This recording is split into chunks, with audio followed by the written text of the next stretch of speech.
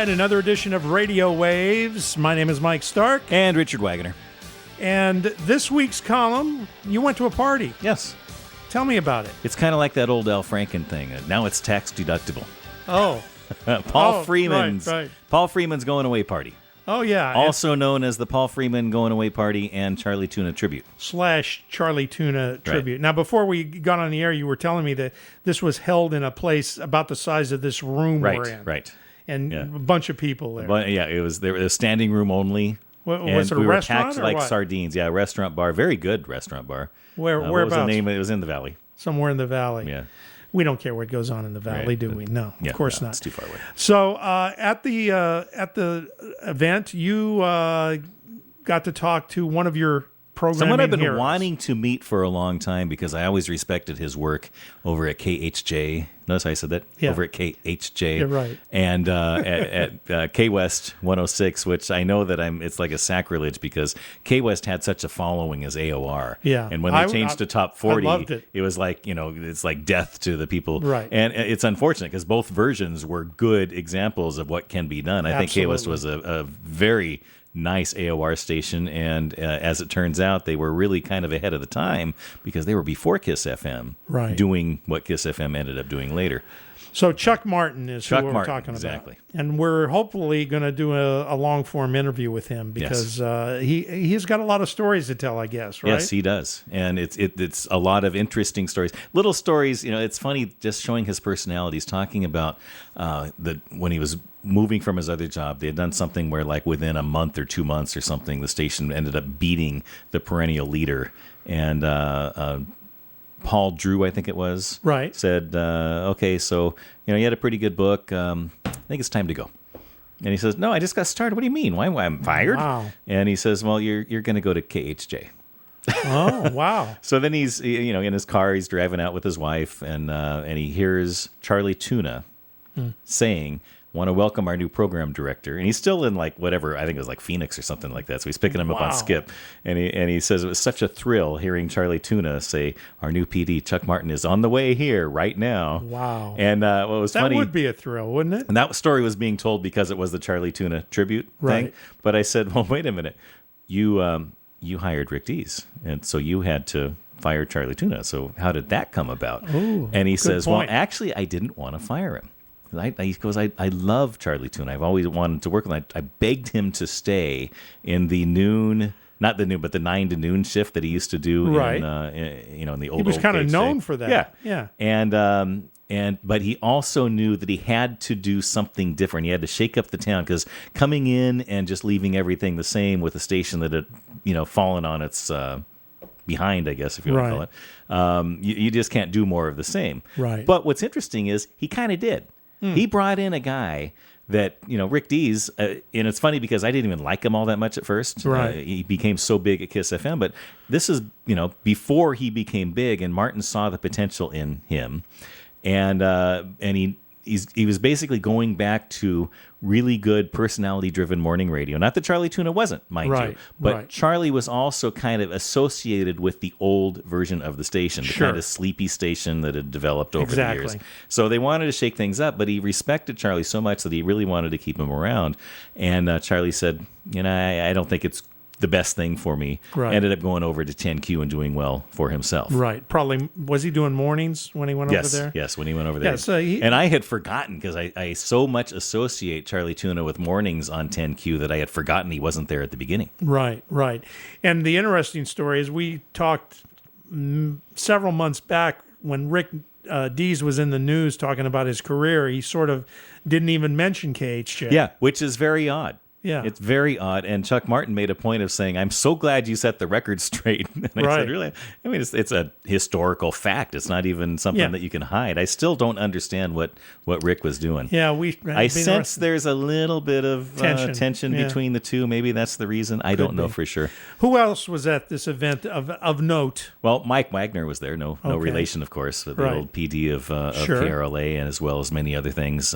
He was there at Kiss FM when they were disco. Right. Best. Do you remember them for a while? Yeah, sure. For 20 minutes. Yeah, exactly. Summer nights on K-Best.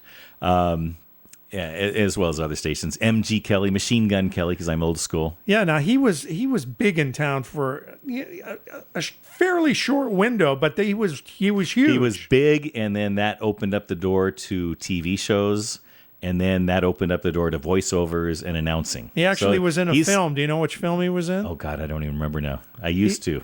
He was in A Star Is Born. That's right. With Barbara Streisand and Chris Christopherson. Yeah, he plays a DJ. Surprise. Yes. Surprise. Funny how that worked out. Yes. Yeah. Dave Sebastian was there. Yeah, Dave Sebastian Williams was there. And, our buddy Chuck Street. Yes. Commander Chuck. Yep. Benny Martinez, another great And name. I didn't get a chance to meet him. I didn't know he was there until later. I've been wanting to meet him for a long time. Not Danny Martinez. I don't know if you remember. Right. Danny Martinez was at KHJ. Right. Benny Martinez was brought in to K West. Right. And another, I think, brilliant streak on the part of Chuck Martin was tying in kind of that ethnic thing. He was a guy who could, he was bilingual. He could kind of, I remember him saying K West uno cero seis and doing a little bit of stuff like that for night times. And again, you see stations doing that now a little bit. Sure. I think it was Latino 98 or whatever it is. They kind of did that little hybrid. Right. This was done in 1981 on K West when everyone thought Los Angeles was still white. Yeah. Craig Powers, who was a programming guy himself and around at different stations. And our buddy Danny Lemos from KB. Yes. And he kind of popped in and popped out. I saw him, then he's gone. That's how Danny operates. Yes. All right. Well, it sounds like it was a nice event, and hopefully we'll get an interview and with... Paul Freeman was there, too. Of course. And hopefully we'll get an interview with Chuck out of this, and also you said maybe MG Kelly. Yes. So we'll see. We'll see what magic you can work, Richard. Yes. All right. What else you got in the column here? I'm looking. It was more Chuck Martin.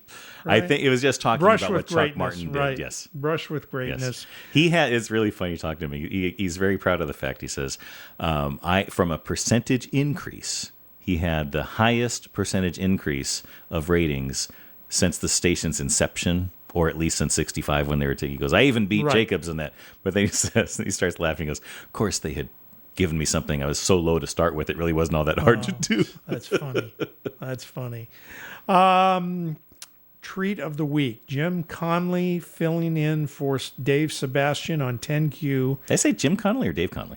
Jim Conley. That might be a mistake. I'm thinking it's Dave Conley. All right, I'm thinking that. Tell us the story. There's a Conley, and my mind's blanking right now on if it's Jim or Dave. Isn't that funny? And this is a air check that's on aircheck.com. Yeah, and it's funny because he's filling in for he was the PD, and he's filling in for Dave Sebastian, right?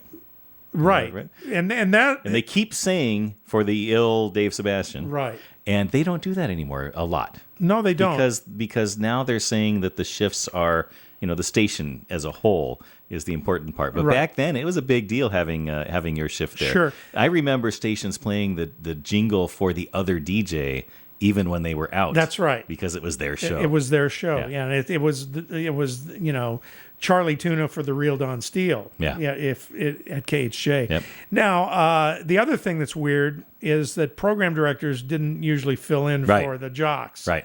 That happens occasionally, I think, nowadays. With consolidation, there's not enough people to do all the jobs. It could be, but they probably have some weekend guy from Pittsburgh do the voiceover for it. Yeah, correct. Correct. Someone with the same name. Hopefully you won't notice. There's nothing else in your column. We do have some news that Cumulus has done a reverse stock split. Yes. So they can't get their stock over $1 for the last 2 years, so they're just going to do a reverse stock split and pretend that it's 8 times above stock $1. split at the current rate of 35 cents a share. And supposedly it's going to be like $2.80 a share then. Yeah. With that gives them a little bit of breathing room. Right.